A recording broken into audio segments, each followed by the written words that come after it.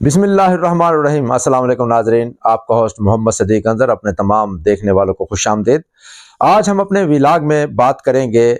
10 مارچ کو جو P T I نے ملک گیر احتجاج کی کال دی ہے، اور جو اس کے مرکزی قائدین ہیں انہوں نے اپنے تمام ڈویژنل اور ضلعی سطح تک اپنے تمام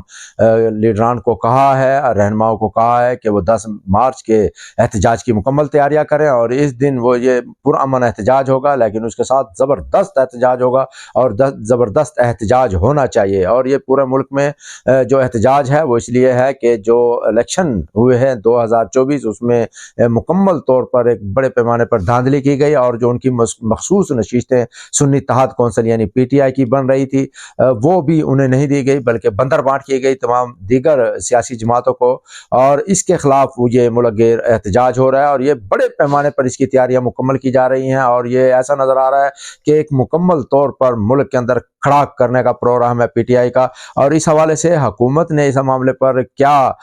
سخت اقدامات کرنے کے احکامات جاری کیے ہیں، اس حوالے سے بھی ہم آج بات کریں گے، اور اس کے ساتھ ساتھ یہ بھی بات کریں گے کہ کیا صوبائی اسمبلیوں کے مکمل ہونے تک صدارتی انتخابات ہو سکتے ہیں، اور اس کے ساتھ ایم کیو ایم نے جو آصف علی زرداری کو صدارتی الیکشن میں ووٹ دینے کے لیے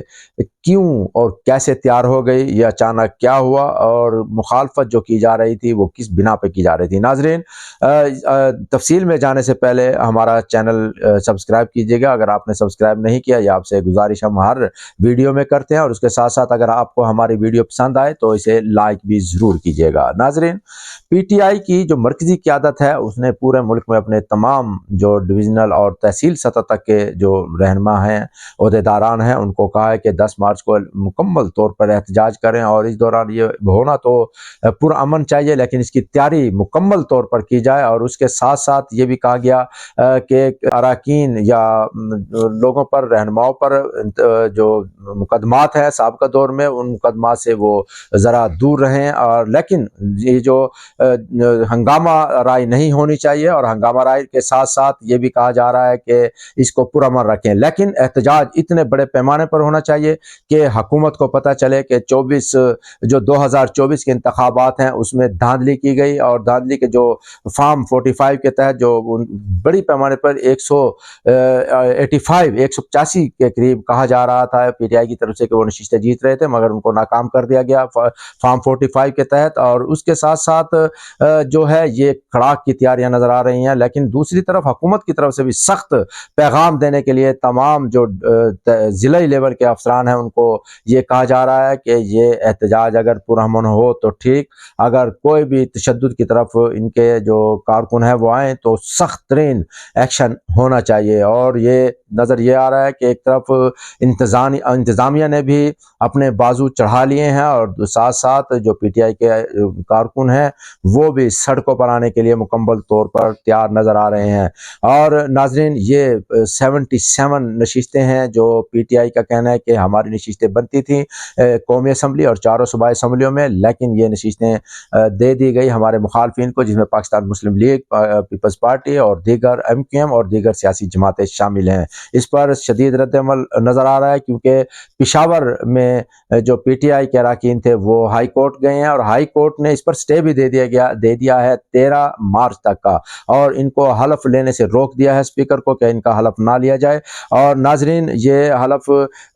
جو نہیں لیا گیا، یہ 21 خواتین جو نشستیں ہیں اقلیتوں کی، 3 اس میں شامل ہیں اور 4 دیگر اراکین بھی اس میں شامل ہیں، یہ مخصوص نشستیں ہیں، اور اس کے ساتھ ساتھ یہ جو نشستیں ہیں اس پر حلف نہیں لیا گیا، اس لیے یہ جو صدارتی انتخابات 9 مارچ کو ہو رہے ہیں اس میں یہ اپنا انتخابی عمل کے دوران اپنا ووٹ استعمال نہیں کر سکیں گے۔ اور ناظرین، یہ جو سب سے زیادہ جو پرابلم کریٹ ہو رہا ہے قانونی طور پر وہ یہ ہو رہا ہے کہ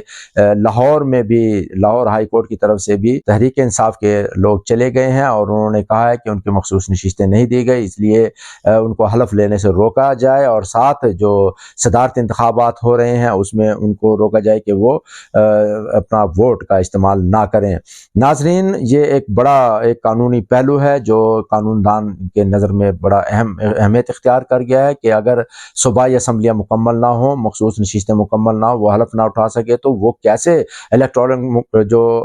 کالج ہے وہ مکمل ہوگا، اور یہ کیسے اپنا ووٹ مکمل طور پر دے سکیں گے صدارتی انتخابات میں۔ اور اس کے ساتھ ساتھ ہی 4 دن کے بعد سینٹ کے انتخابات آ رہے ہیں، اور اگر یہ صوبائی اسمبلیوں کے جو اراکین ہیں وہ اپنا ووٹ استعمال نہیں کر سکیں گے تو شاید سینٹ کے انتخابات بھی رک سکیں۔ یہی وجہ ہے کہ اسلام آباد میں یہ بات گردش کر رہی ہے کہ 9 مارچ کو جو چیئرمین اور ڈپٹی چیئرمین اپنی مدت پوری کر رہے ہیں، ان کو جب تک نیا چیئرمین نہ آئے اور ڈپٹی چیئرمین نہ آئے تو ان کو کام کرنے دینے کے لیے قانونی پہلو دیکھ رہے ہیں کہ قانونی پہلو کیا اس میں نکل سکتے ہیں تاکہ یہ کنٹینیو کر سکے اپنے عہدوں کو۔ ناظرین، یہ ایک بڑی اچیومنٹ تھی کہ اسلام آباد میں وزیر اعظم پاکستان میاں شہباز شریف نے ایک عشائیہ کا اہتمام کیا، اور عشائیہ کے اہتمام کے ساتھ جو ان کی اتحادی جماعتیں ہیں ان کے رہنماؤں کو اس میں مدعو کیا، اور وہاں پر یہ دیکھنے میں آیا ہے کہ وزیر اعظم اور صدر کے لیے وزیر اعظم نے بڑی کمپین کی، اور اس میں جو سب سے اہم پہلو ہے وہ ہے ایم کیو ایم کا۔ ایم کیو ایم بھی اس عشائیہ میں شامل تھی، اور عشائیہ سے پہلے وزیر اعظم میاں شہباز شریف کے ساتھ ان کی ملاقات ہوئی، اور ملاقات میں میاں شہباز شریف نے ان کو منا لیا کہ وہ صدارتی انتخابات میں جو ان کے متفقہ امیدوار ہیں Asif Ali Zardari, M Q M Asif Ali Zardari کو ووٹ دینے کے لیے تیار ہو گئی ہے۔ ناظرین، اپنے ہوسٹ صدیق انظر کو اجازت دیجیے گا۔ السلام علیکم۔